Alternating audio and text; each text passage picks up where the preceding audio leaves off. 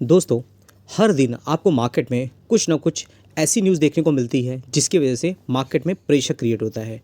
और जब गिरावट होती है तो हमारे सामने बहुत से क्वेश्चंस ये आते हैं कि किस कंपनी को हमें बाई करना चाहिए, किसको सेल करना चाहिए। ऐसे जो क्वेश्चंस होते हैं वो कन्फ्यूजन क्रिएट करते हैं। और अगर आपको मैक्सिमम नेगेटिव न्यूज़ देखने को मिल रही है तो मार्केट में ऐसा चार्ट पर दिखेगा।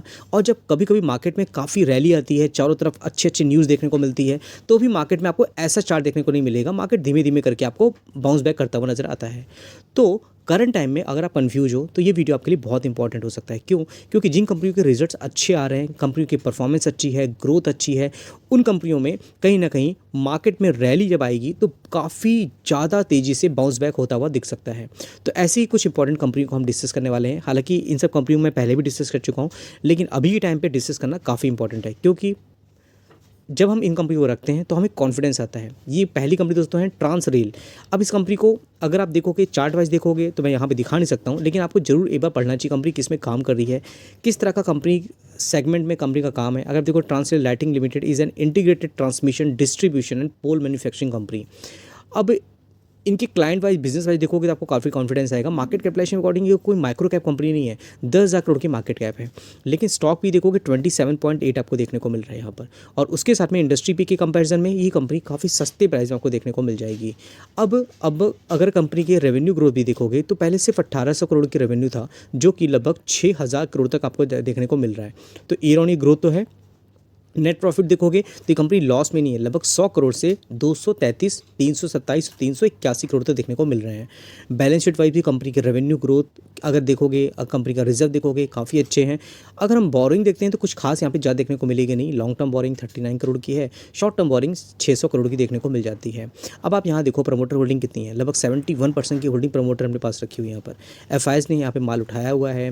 डी देखोगे, इनके पास भी होल्डिंग अच्छी है। पब्लिक के पास देखोगे 15% तक की होल्डिंग देखने मिल रही है। तो ये कंपनी काफ़ी इंप्रेसिव है। क्वार्टरली कंपनी की परफॉर्मेंस, सारी कंपनी के रिजल्ट अच्छे हैं। दीप इंडस्ट्रीज़ की बात करें तो इसको भी हम कई बार डिस्कस करते आ रहे हैं। शुरुआत से ही बार बार मैं रिपीट करता रहता हूँ, ये कंपनी का बिजनेस बहुत यूनिक है। अगर आप गैस कंप्रेस की बात करोगे तो ये कंपनी बहुत यूनिक है, बहुत अच्छी तरीके से काम कर रहे हैं। अगर आप क्लीन एनर्जी की बात करते हो, ग्रीन एनर्जी की बात करते हो, तो इसकी इंपॉर्टेंस, इसका रोल बहुत ज़्यादा बढ़ जाता है। अगर आप देखोगे यहाँ पर एलपीजी गैस की बात करो तो उसको तो कंप्रेस करना पड़ेगा, तभी तो वो क्या होगा, एक जगह से दूसरी जगह लेके जा सकते हो लिक्विड फॉर्म में डाल के। हम अभी देखो, company specialize in providing air and gas compression services, drilling and work over services, gas dehydration services. इसी वजह से इसको अलग अलग प्रोजेक्ट मिलते रहते हैं। मार्केट कैपिटलाइजेशन सिर्फ 3400 करोड़ की है। स्टॉक भी देखो 19.2 और इंडस्ट्री भी देखो 31 पॉइंट आपको 1 देखने को मिलेगा। लगातार इसमें रैली है। और अगर आप देखोगे प्रमोटर होल्डिंग तो 63.49 है अब देखने मिल रही है। एफ की होल्डिंग, डी की होल्डिंग है, जी सबसे छोटी कंपनी है, तो काफ़ी अच्छी और अच्छी इंप्रेसिव देखने को मिलेगा। 33% तक के आपके पास पब्लिक के शेयर है। और यहाँ देखोगे और भी इन्वेस्टर्स हैं जो 3.71% की होल्डिंग रखे हैं, और भी इन्वेस्टर्स हैं जो 1.25% की होल्डिंग लेके रखे हैं। तो पहले भी हमने कई बार डिस्कस किया हुआ है। और फिर दोस्तों बात करते हैं जिंका लॉजिस्टिक सॉल्यूशन लिमिटेड की। हालांकि देखिए, अगर हम दीप इंडस्ट्री की बात करते हैं तो यहाँ पे क्वार्टरली परफॉर्मेंस देखो कितने ज़बरदस्त इसके रिजल्ट आ रखे हैं। ये देखिए, अगर मैं देखूँ 167 करोड़ से 200 करोड़ जा रहा रेवेन्यू, और लास्ट के पहले कितना था, 123 करोड़ का था। और अभी देखो कि लास्ट क्वार्टर में लॉस में थी कंपनी, और इस देखो 62 करोड़ में आ गई, और पहले कितना था, सिर्फ 39 करोड़ का था।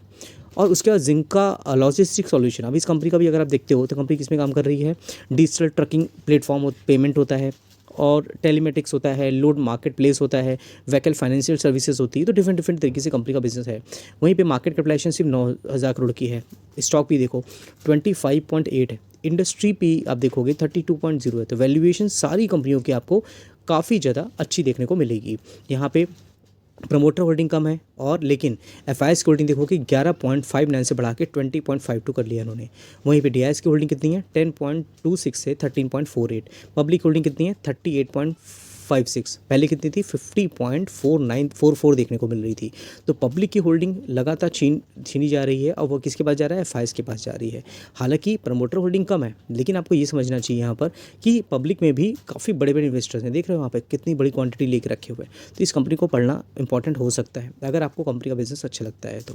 फिर दोस्तों बात करते हैं नेक्स्ट कंपनी की, और जो कंपनी मैं कवर कर रहा हूँ ना, सारी कंपनियों के रिजल्ट आपको अच्छे देखने को मिलेंगे।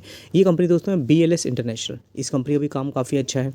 अगर आप देखोगे यहाँ पर लगभग 4 डिकेड से कंपनी काम कर रही है, 40 साल हो गए हैं। ग्लोबल प्रेजेंस देखने को मिलती है, diversified range of services company देखने को मिलती हैं, और ये बड़ी प्लेयर है। वीज़ा एप्लीकेशन सॉल्यूशन की बात करते हैं, आउटसोर्सिंग की बात करते हैं। जो भी कंपनी मान लो कोई कंट्री है, उनके अगर वीज़ा सर्विसेज के रिलेटेड इनका काम होता है तो ये लोग इनको आउटसोर्स कर देते हैं, तो उनके बिहाफ में ये काम करते नज़र आते हैं। तो अलग अलग कंट्रियों में ये बिजनेस करते हैं और प्रोजेक्ट हैंडल करते हैं। मार्केट कैपिटलाइजेशन के अकॉर्डिंग 15,000 करोड़ की है। स्टॉक भी देखोगे 28 है, इंडस्ट्री भी देखोगे 37.2 है, तो इसका भी वैल्यूएशन काफ़ी अच्छा है। अगर हम बात करते हैं प्रमोटर होल्डिंग, तो 70.39% की होल्डिंग यहाँ पे प्रमोटर की है, जो कि थोड़ा सा नॉमिनल बढ़ती हुई दिख रही है। वहीं पे एफआईआईज़ की होल्डिंग 8.5% तक है, डीआईएस की होल्डिंग 2.87 है, पब्लिक होल्डिंग आपको 18.18 तक देखने को मिल जाती है। उसके बाद दोस्तों बात करते हैं नेक्स्ट कंपनी की, वो है ओसवाल पंप। ये भी कंपनी अगर आप देखते हो तो छोटी आपको देखने मिलेगी। अगर मार्केट कैपिटलाइजेशन देखो सिर्फ 8,700 करोड़ की है। अब ये कंपनी भी क्या कर रही है, यहाँ पर लीडिंग मैन्युफैक्चरर है, distributor of wide range of pump. अब पंप से रिलेटेड देखोगे तो बहुत सी कंपनियां हैं जो ग्रोथ दिखा रही हैं, और फास्टेस्ट ग्रोइंग की कंपनी है जो हमें लगातार ग्रो करते नजर आ रही है। यहाँ पे भी स्टॉक भी 31.3 है और इंडस्ट्री भी देखो 45 है। उसके साथ में यहाँ पे भी प्रमोटर होल्डिंग कितनी है, 75.67। एफआईआईज़ की होल्डिंग भी है, डीआईएस की होल्डिंग भी है 9% की, पब्लिक के पास सिर्फ 10.5% तक की होल्डिंग यहाँ पर है। वहीं पे देखिए बैलेंस शीट कितना है, 452 करोड़ के हैं, रिजर्व भी अच्छे हैं 332 करोड़ तक के। सेल्स ग्रोथ की बात करेंगे वो भी 1400 करोड़ की है, जो पहले सिर्फ 700 करोड़ का था ईयर ऑन ईयर। अगर आप नेट प्रॉफिट देखोगे तो 98 करोड़ से 281 करोड़ तक देखने को मिल रहा है, तो डबल डिजिट से लगभग 98 करोड़ से 283 करोड़ तक देखने को मिल रहा है। और वहाँ पे अगर आप देखो कोई अदर इनकम आपको देखने मिल रही है, क्योंकि कोई एक्सेप्शनल आइटम यहाँ पे ऐड हो जा रहा दिख रहा है। इंटरेस्ट कंपनी के पास यहाँ पे देखने को मिल रहे हैं। तो ये सब चीज़ें हैं, और ये कंपनी छोटी है और ग्रोथ भी दिखा रही है। तो आप चाहो तो इस कंपनी के बारे में पढ़ सकते हो। इस कंपनी का नाम है ओसवाल पंप लिमिटेड। फिर दोस्तों बात करते हैं नेक्स्ट कंपनी की, तो वह है सुमितोमो केमिकल। ये कंपनी अगर सुमितोमो केमिकल डालोगे तो आपको जापान की मार्केट खुल जाएगा, लेकिन सुमितोमो केमिकल इंडिया डालोगे तो आपको यहाँ पे समझ में आ जाएगा। इस कंपनी के रिजल्ट भी काफ़ी इंप्रेसिव हैं, और कंपनी कहीं ना कहीं केमिकल सेक्टर में गिरावट है, लेकिन इस कंपनी का चार्ट देखोगे तो बहुत ज़बरदस्त तरीके से ग्रोथ दिखा रहा है। एकदम चार्ट आपको अप ट्रेंड में ज़्यादा नहीं दिखेगा, लेकिन कहीं ना कहीं ग्रोथ हो रही है। प्रमोटर होल्डिंग 75% की है, और एफआईआईज़ डीआईएस देखो इन्होंने होल्डिंग बना के रखी है। यहाँ पर एफआईआईज़ की होल्डिंग बढ़ी है as compare to last quarters, और यहीं पे डीआईएस की होल्डिंग देखोगे वो भी आपको अच्छी देखने मिलेगी, थोड़ा नॉमिनल से होल्डिंग बढ़ती दिख रही है। पब्लिक होल्डिंग आपको 13.19 देखने को मिलेगी। तो चाहो तो इस कंपनी के बारे में पढ़ सकते हो, केमिकल सेक्टर में अच्छी कंपनी है। फिर दोस्तों बात कंपनी है नेक्स्ट कंपनी की, वो है स्टैंडर्ड ग्लास। ये कंपनी भी अगर आपने पहले नहीं पढ़ा हुआ है तो आपको जरूर देखने देना चाहिए। इस कंपनी में अगर आप देखोगे तो ये कंपनी क्या करती है, स्टैंडर्ड ग्लास लाइनिंग टेक्नोलॉजी। ये कंपनी मैन्युफैक्चर करती है, इंजीनियरिंग इक्विपमेंट होते हैं, फार्मास्यूटिकल एंड केमिकल सेक्टर में यहाँ पर चीज़ों का हमें यूज़ होता हुआ दिखता है। अब इसकी मार्केट कैपिटलाइजेशन कितनी है, सिर्फ 3200 करोड़ की है। वहीं पे स्टॉक भी 46.2, इंडस्ट्री भी देखो 37.3 देखने को मिल रहा है। प्रमोटर होल्डिंग अच्छी है, 60.41 है। वहीं पे एफआईआईज़ की होल्डिंग 2.45, डीआईएस ने अपना माल को यहाँ पे बेचा है। पब्लिक की होल्डिंग 36.16 तक देखने को मिल जाएगी, जिसमें पब्लिक में और भी इन्वेस्टर्स हैं जो आपको देखने मिलेंगे। यहाँ पे देखो असाही ग्लास प्लांट 3.49% की होल्डिंग है। उसके अलावा कंपनी पर बैलेंस शीट भी है, में रिजर्व 507 करोड़ के हैं, बोरिंग ना के बराबर है, 68 करोड़ की है। लॉन्ग टर्म बोरिंग देखिए 1.99 करोड़ की है। ईयर ऑन ईयर सेल्स देखोगे तो 240 करोड़ का था, 245 करोड़ तक देखने को मिल रहा है यहाँ पर। वही नेट प्रॉफिट देखेंगे तो लगभग 53 करोड़ से 74 करोड़ तक देखने को मिल रहा है। उसके अलावा दोस्तों हम अगर बात करें, और भी बहुत सी कंपनियां हैं जिसको हम वन बाय वन डिस्कस करते जा रहे हैं। जैसे हम बात करें यथार्थ सुपर स्पेशलिटी हॉस्पिटल की, इसको भी हम कई बार डिस्कस करते आ रहे हैं। फंडामेंटल बहुत अच्छे हैं, कंपनी पास अच्छे खासे रिजर्व भी हैं, लगातार कंपनी के रिजर्व बढ़ते जा रहे हैं। प्रमोटर होल्डिंग एफआईआईज़ डीआईएस की बात करें, इसको हम कई बार डिस्कस कर चुके हैं, बहुत इंटरेस्टिंग है। और पब्लिक होल्डिंग 20.53 देखने मिल रहा है। इस कंपनी के सिर्फ रेवेन्यू ग्रोथ देखो ईयर ऑन ईयर किस तरह से बढ़ा है, पहले सिर्फ डबल डिजिट में था, जो कि बढ़ के 900 करोड़ तक देखने को मिल रहा है। नेट प्रॉफिट देखो कि वो भी ट्रिपल डिजिट देखने को मिल रहा है, लगातार बढ़ रहा है। ईपीएस भी बढ़ रहा है, तो वैल्यूएशन काफ़ी अच्छा देखने को मिल रहा है। नेक्स्ट कंपनी का हम बात करते हैं, वो है केयर रेटिंग। तो इस कंपनी को भी जरूर अपने फोकस रखना चाहिए। ये कंपनी देखो कि कंपनी प्रोवाइड करती है क्रेडिट रेटिंग होता है। अब इसकी तो आजकल जितना भी डिजिटलाइज होती जा रही है, जितनी भी हमारी इंडिया है, हर एक कंट्री डिजिटलाइज हो रही है, और क्रेडिट रेटिंग का बहुत इंपॉर्टेंट रोल होता है। ये कंपनी कहीं ना कहीं इसी चीज़ में काम करते नजर आती है। और मार्केट कैपिटलाइजेशन तो सिर्फ 4,900 करोड़ की है। स्टॉक भी देखो 34.6, इंडस्ट्री भी देखो 33.9 देखने को मिल रहा है। यहाँ पे आपको प्रमोटर देखने को नहीं मिलेंगे, एफआईआईज़ डीआईएस आपको देखने को मिल जाएंगे। पब्लिक के पास सिर्फ 25.61% की होल्डिंग देखने मिलेगी, जिसमें क्रिजिल देखोगे तो इसकी क्रिजिल रेटिंग आपको देखने मिलती है ना, 8.75% की होल्डिंग है। रसेल इन्वेस्टर की बात करें, और देखो और भी टाटा स्टील की बात करें 1.18% की होल्डिंग है।